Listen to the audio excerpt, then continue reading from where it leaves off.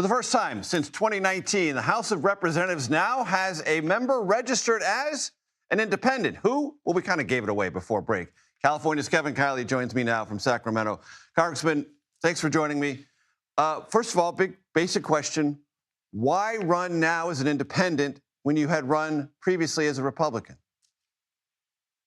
Well, what I've seen during my time in the House, just a few years, is that partisanship has absolutely run amok. And we're seeing this most clearly when it comes to this terrible redistricting war, this plague of gerrymandering that's broken out across the country. And one of the evils of gerrymandering is that it elevates partisanship above all else. It divides people by party, which is why I've opposed it in Texas and California, in every state where it's happened. And so I think the antidote to gerrymandering, since it elevates partisan games above everything else, is to simply take partisanship out of the equation. And by the way, that's how it's done with most offices in this country. Your mayor, your city councilors, your sheriff, your district attorney, your school board members. These are nonpartisan officials. They don't approach their jobs in terms of what's going to advance a partisan agenda. They approach them in terms of how are we going to solve the problems for the folks that we represent. And I think that's an approach we could use more of in Congress. So you're now an independent. Next question, can House Speaker Mike Johnson depend on your vote? Well, I've always been independent in terms of how I approach the way that I vote. You know, I don't answer to party leaders. I answer to my constituents. And, that's what I've always pledged. When I've run is that I'll be an independent voice for my district. And so my voting record reflects that. So, in this sense, I think it's just a reflection of the way I've always approached the job of being a representative. Let me make this question a bit more granular because, yes, your constituents will judge you on your vote on any final passage question. Let me refine my question on procedural matters where the majority has to exercise its will, rule votes and the like. Can the Speaker count on your vote? Well, I don't think I would ever say just sort of categorically, I'm going to prejudge how I'm going to vote on each and every particular matter that might come to the floor. I will say, as a Republican, you're expected to vote with the party on those matters.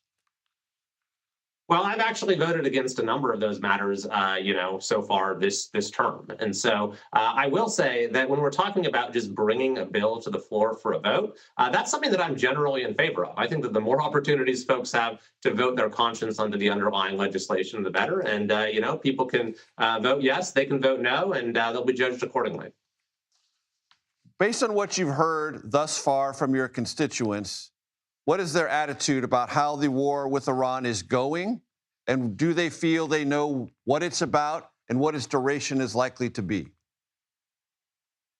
I think that on the first sort of overriding issue, that this is one of the most dangerous regimes, one of the most evil regimes in history, and they cannot get their hands on the most powerful weapon in history. I think there's broad agreement from that among the people that I represent and people across the country. And I think it's well understood that limiting Iran's nuclear capacity, its capacity to strike its neighbors, our allies, and the United States itself is an absolute paramount necessity. With that being said, of course, people do have questions about how long this is going to last, what sort of commitment it might entail. And so I'm monitoring the situation very closely. I think I had a pretty good understanding of what the scope of the mission was going in. But now we see Iran responding in ways that's seeking to sort of escalate things horizontally.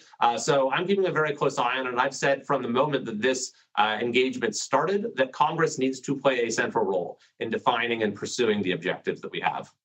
How much is the price of gallon of regular gas in your district, and how much has it gone up in the last 2 weeks?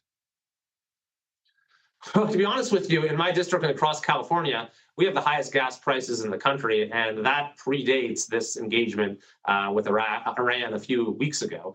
In fact, in the month or so leading up to this, we saw almost a 50-cent increase in the price of gas in California. California has the highest gas prices in the entire country. We have higher gas prices than Hawaii, which is an island state. So yes, it's not a good thing at all that we've seen this nationwide pressure on gas prices over the last few weeks. But that's actually not the main problem in California. The main problem in California is that we have very high taxes and very onerous regulations that limit the supply to the point at which California is actually importing gasoline from the Bahamas right now, which is not particularly good for the environment. So we have both the most expensive and the most environmentally unfriendly gas in our country, in our state.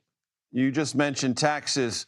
There's a wealth tax that's making its way possibly to the voters of California on billionaires. You're adamantly opposed. Why?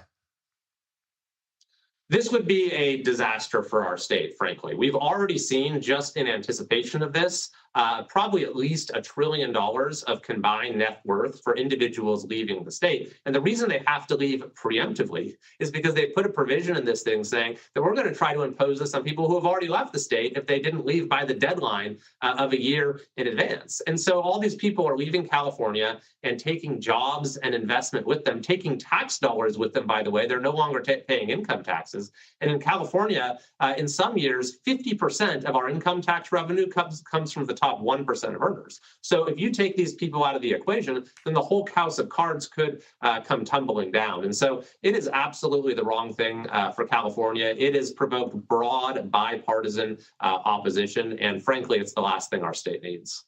Congressman Kevin Kiley, as an independent, the one and only in the House of Representatives. Appreciate the time. Thank you. You bet. Thanks for having me.